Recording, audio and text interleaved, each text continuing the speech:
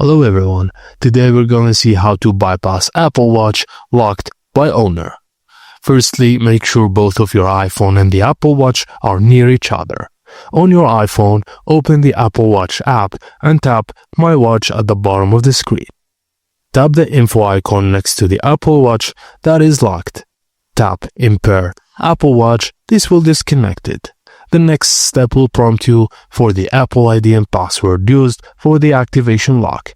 Enter the iCloud login information, the credentials from previous owner. This will disable the activation lock. Once it is removed, your Apple Watch will be reset and can be paired with your iPhone. You can now use the watch without any restrictions related to the previous owner's Apple ID. And that's it, guys. Thank you for watching. And please don't forget to like and subscribe for more.